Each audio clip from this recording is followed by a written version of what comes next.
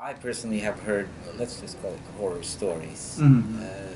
from the domestic helpers, essentially from the Filipinos overseas, that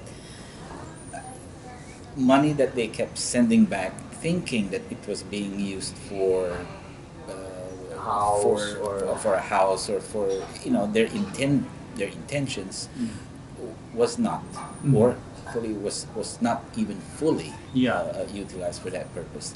Filipinos' behavior is that every payday they send money. Mm-hmm.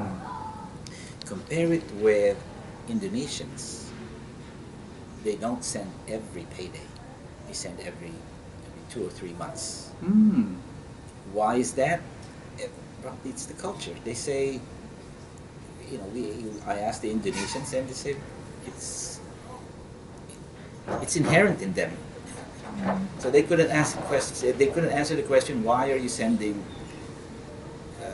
once every two months or 3 months? Yeah. In fact, they're the ones asking the Filipinos, why are you sending every month? Yeah, yeah. Now, whether they're saving or not, I guess we can see that the Filipinos tend to have challenges in Mm-hmm. saving Mm. rather than sending.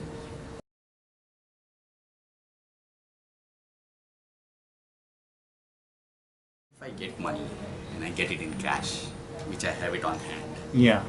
physical cash, I am bound to, as by nature, I am bound to spend it because it's disposable. It's in my hands. Mm-hmm. Mm-hmm. Whereas if I have something which is going to the bank account and it's lying there, then probably I won't be that impulsive to spend it. Mm-hmm. The person having bank accounts is in single digits, Yes.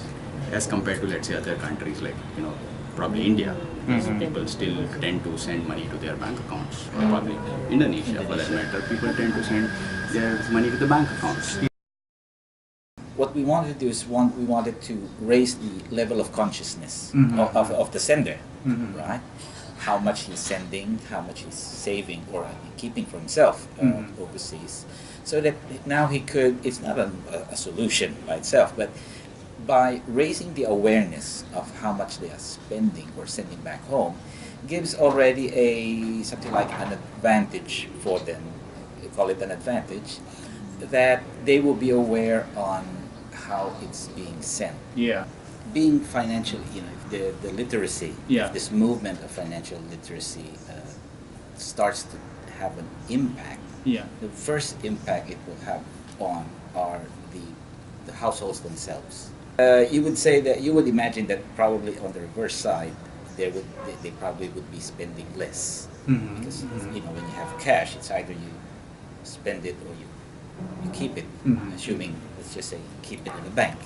So there might be a less spending, but that's why the first impact would be the households themselves. They'd be in a more, shall we say, better Mhm. position and better prepared. Every year we do have a calamity, and Yeah. it's just a question of how big or how small the damage will be. But there will always be a calamity. Yeah. They would be well prepared.